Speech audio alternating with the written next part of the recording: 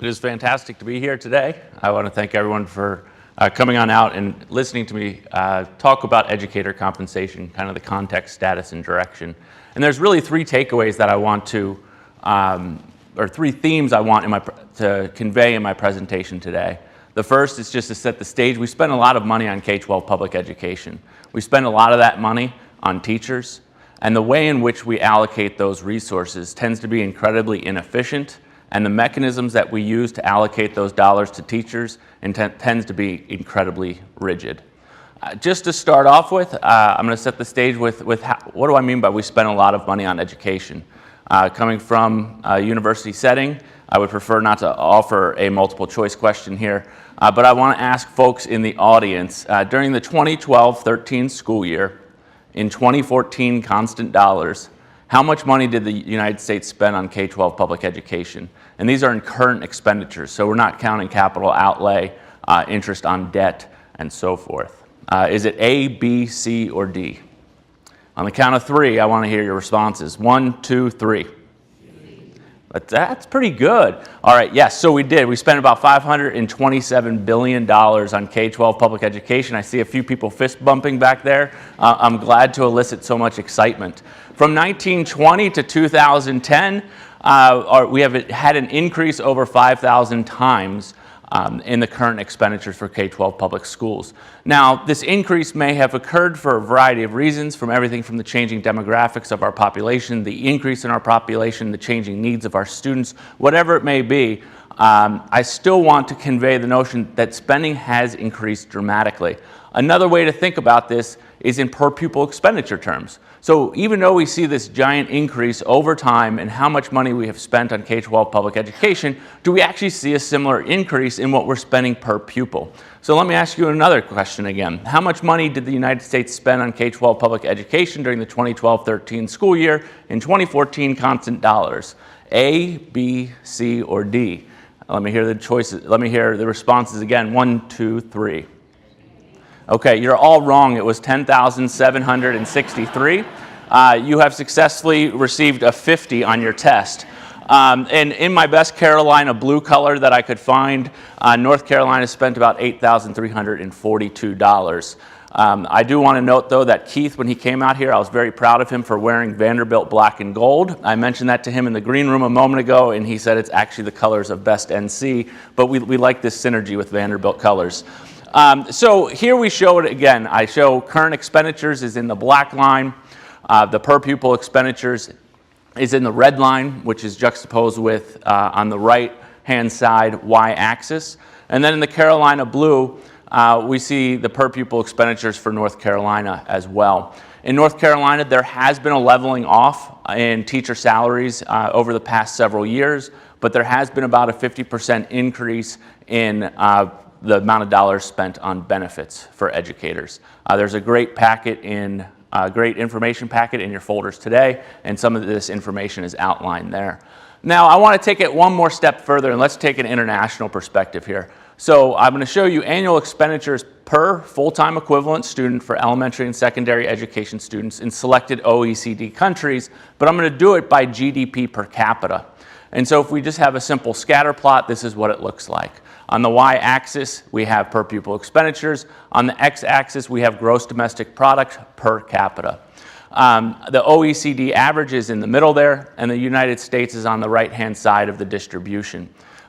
Further on the right-hand side of the distribution is Switzerland. You see the United Kingdom come in about the middle. And to the left-hand side of that distribution, we have countries such as Chile, Mexico, and Turkey. Clearly, the United States invests an incredible amount of resources into K-12 public education. So let me go to the second point I want to make today, and that's that we spend a lot of these dollars on K-12 public school teachers. Again, this is for the most recent year in which we had national school finance data available to us during the 2012-13 school year. We see that about 8% of all expenditures, of current expenditures, went to supplies, 10% to purchase services, but as you see, the great majority here, 59% went to salaries for educators. An additional 21% actually went to their employee benefits. So one would think, and we have business leaders in the audience today, that if we're spending approximately 80% of our total operating budget on educators, and we know that educators are the single most important within school determinant of student learning, we would want to make sure that we could closely link the way in which we're allocating those dollars with the outcomes of interest in the system. Unfortunately, the way in which we do it within the K-12 public education system is incredibly inefficient and incredibly rigid, and let me explain why. And current remuneration practices, and will be my close here, promote equality, resulting in what I will say is disturbing inequities. Here is a single salary schedule that comes from Nashville, Tennessee. And as you see on the Y running down is years of experience. On the X going across is degree held. And for each additional year of experience that a teacher has in the classroom, they get a modest bump in pay. If a teacher earns an additional degree, they get a modest bump in pay. But as we go from a bachelor's degree with 0 years of experience coming in at about $32,000, the high end of the distribution is only $48,000. Now, the single salary schedule was first implemented in Des Moines, Iowa, and Denver, Colorado in 1921. It was not part of some conscious conspiracy. It was to promote equality within the system. They wanted to make sure that male teachers were paid the same as female teachers. They wanted to make sure that teachers in different geographic settings made the same amount of money. It also helped to ease negotiations between teacher associations and their school boards. It made sense at the time. By 1950, we know that approximately 95% of all school districts in the United States had adopted the single salary schedule. We know that in 2010, 96% of school districts in the United States use the single salary schedule. That accounts for 98.5% of all public school teachers within the system today. This is very similar to the North Carolina system, except in North Carolina, when you have 0 to 2 years of experience, you have a single lane, and then you bump up after 2 years of experience to 4 years of experience. Now, when I say that the salary schedule is very rigid, here is what I mean. The National Center for Education Statistics, which is the research and data collection arm of the U.S. Department of Education, administers something called the Schools and Staffing Survey. It's administered about every 3 years to principals, to teachers, and to select schools across the country. And on the principal survey, they ask the question, during the prior school year, did you have to hire somebody in the following field?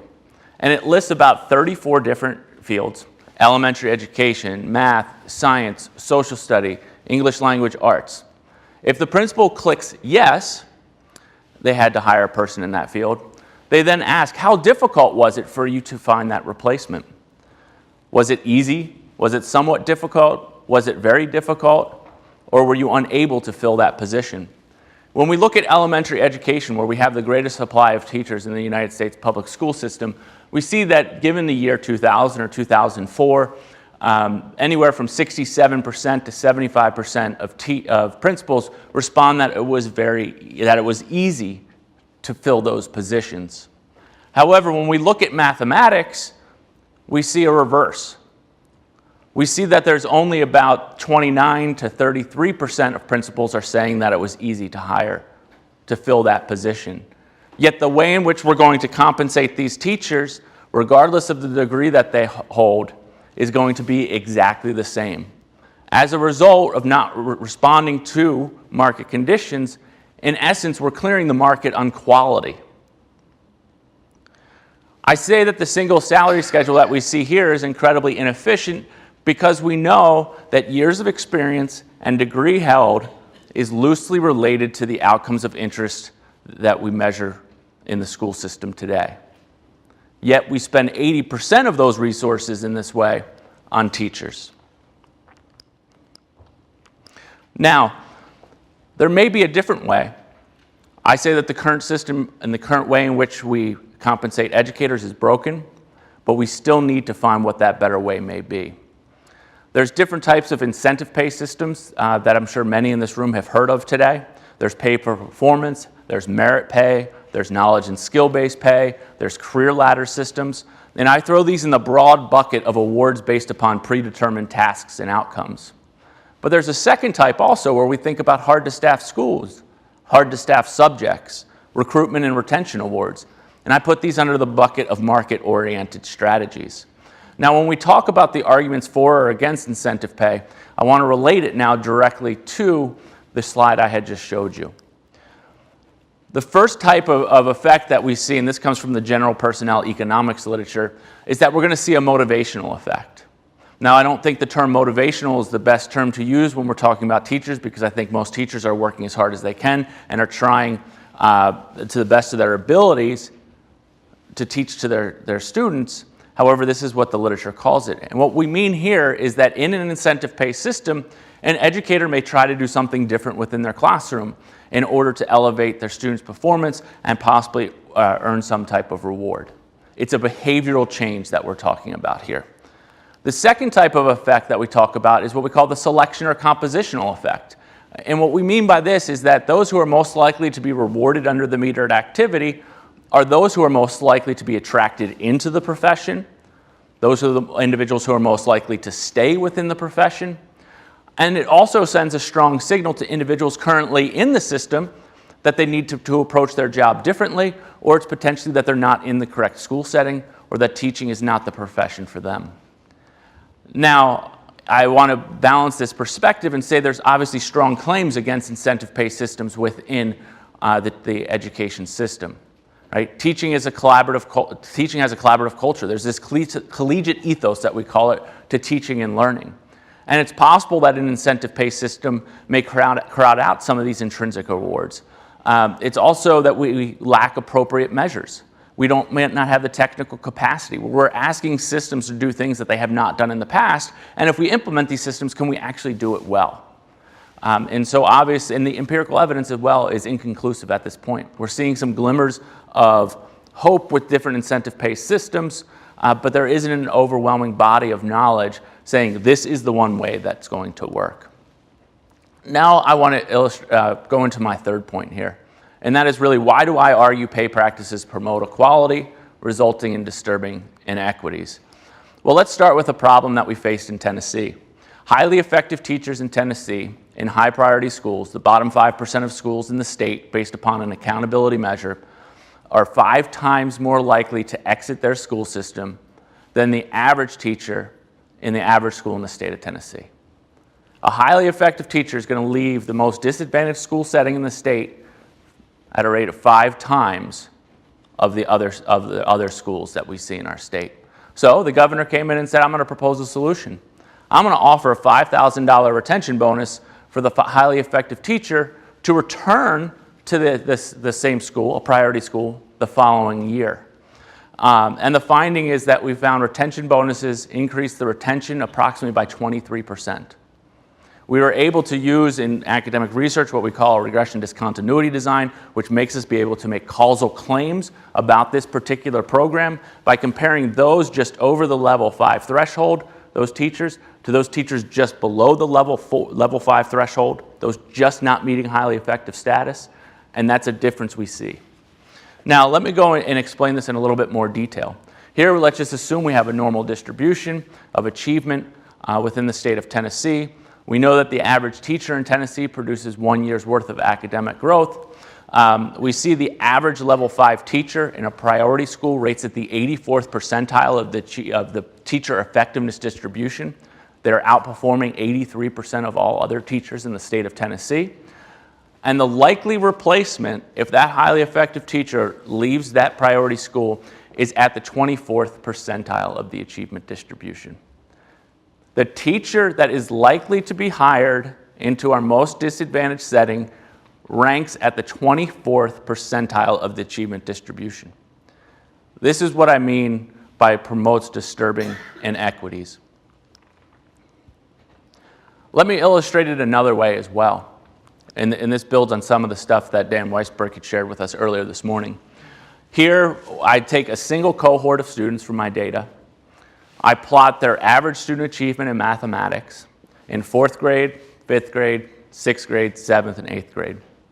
I then break this down by the average free and reduced price lunch student in the state, as well as the average non-free and reduced price lunch student in the state. We see similar growth trajectories, but we do see quite a large achievement gap. And we do see that the average free and reduced price lunch student is not gaining at the same pace that the non-free and reduced-price lunch student is. Now let's imagine that we can create our utopia for the education system. Let's imagine that we can guarantee every single free and reduced-price lunch student encounters the average highly effective teacher. Let's assume this is at the 75th percentile or greater, and that they're going to experience the average gains that we see in the average free and reduced-price lunch student who is enrolled in a highly effective teacher's classroom. This is what it would look like. For a single cohort of students, if a free and reduced-price lunch student encounters a highly effective teacher 1 year after the other, and this is very descriptive data, I'm not running regression models, these are simple averages over time, we see a tremendous amount of growth. However, what happens if these students, the average free and reduced-price lunch student, encounters a teacher at the 25th percentile or below? Let's assume this is the average teacher that is being hired into our priority schools. This is what the achievement trajectory looks like for that cohort of students. So when I say that the current way in which we compensate teachers promotes equity, equality, but results in disturbing inequities, this is exactly what I mean. So my concluding thoughts are the current compensation practices are incredibly rigid and inefficient.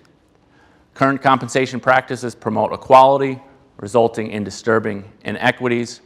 And we need to find a better way to respond to labor market realities and reward and recognize our highest performers within the system. Thank you. Thank you.